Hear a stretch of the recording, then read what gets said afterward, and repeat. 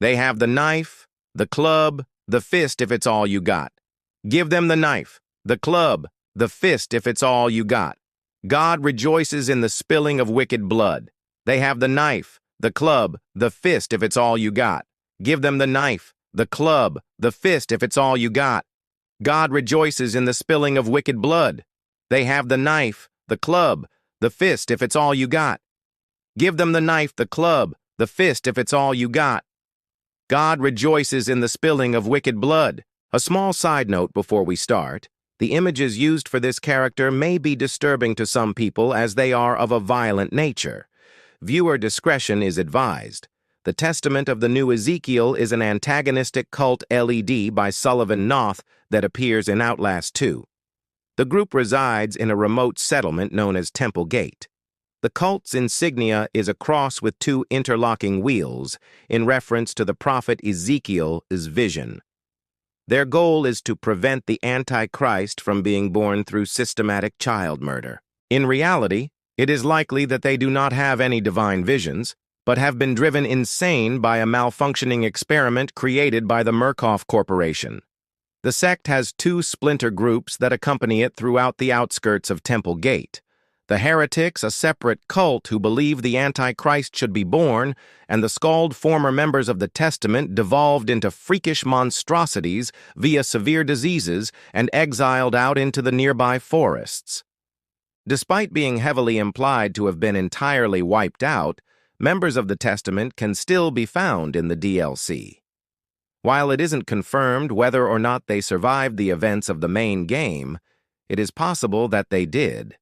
This page will list all of the members of the Testament of the New Ezekiel that have appeared in Outlast 2. For simplicity's sake, only those who have faces will be listed here. Those who are faceless will be counted, but not named unless there are any notable exceptions. We hope you find this information useful, and we apologize if there are any mistakes. Please leave any corrections in the comments section below. Early on in the game, Blake is chased through Temple Gate by hostile Testament followers. Many of these men can be seen throughout the village and its outskirts, ranging in age from young men to old, frail elders. At first, they seem intent on murdering Blake on sight, but later become fixated on capturing him to be sacrificed.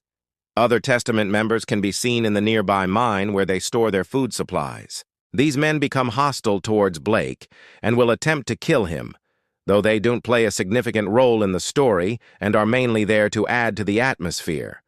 It is later revealed that the Testament followers living in the mines were actually members of the heretics' cult and were being held hostage by the Testament. Amongst the Testament followers, one man stands out as he can be seen carrying around a human heart, presumably as a trophy or an offering to God. Aside from the hostile members, a few Testament followers can be found wandering around the village, seemingly lost in their own thoughts and muttering to themselves. One of them can even be seen standing guard outside the house where Lynn is imprisoned. During the ambush at the lake, Blake finds another hostile Testament follower attempting to escape. He is stopped, however, and is brutally murdered by the cultist who mistakes him for a heretic. After the chase scene, Blake comes across a man hanging from a tree, and while the event is implied to have been witnessed by others, no Testament followers intervene or try to stop him. Later on, Blake comes across another corpse, and once again, no hostile followers are seen.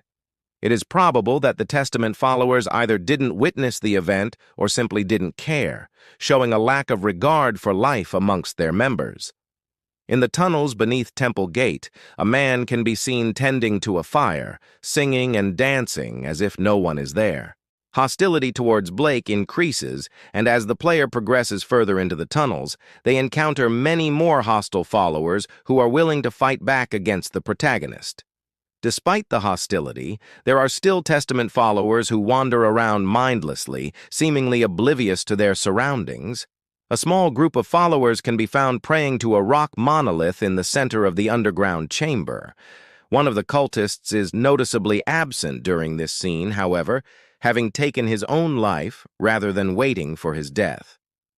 As the Testament followers close in on Blake, the protagonist finds a passage leading to the roof of the mine. Upon exiting, the player encounters one of the few female members of the Testament who is immediately attacked by a group of followers who mistake her for being the Antichrist. Another hostile cultist can be found walking across the bridge near the mine entrance, but he retreats as soon as he spots Blake.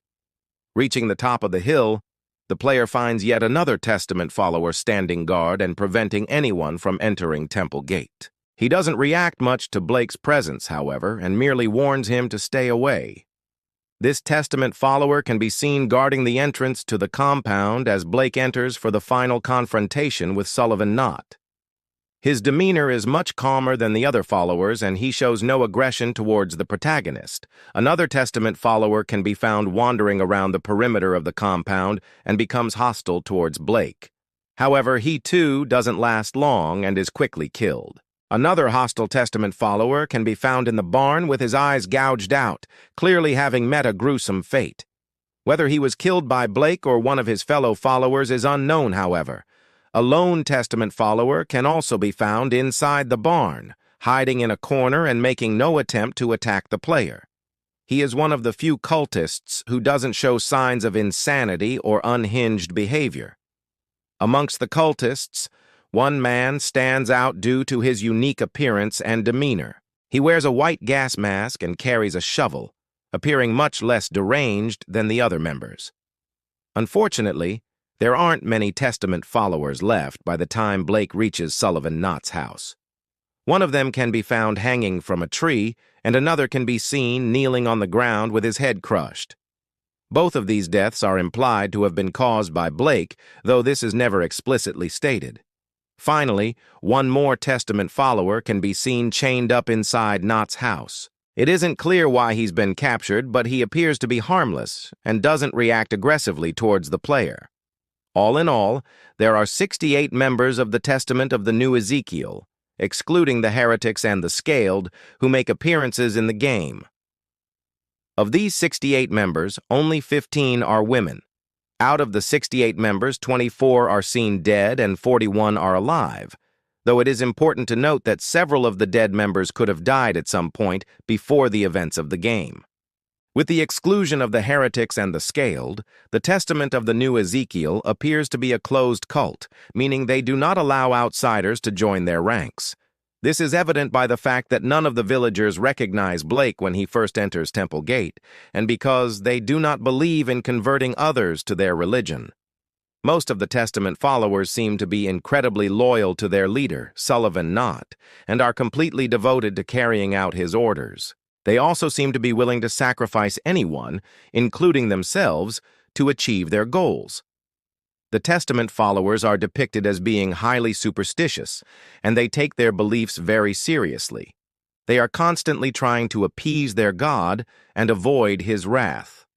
As a result, they live in a constant state of fear and paranoia. The Testament followers are also extremely violent, and they are not afraid to use force to achieve their goals.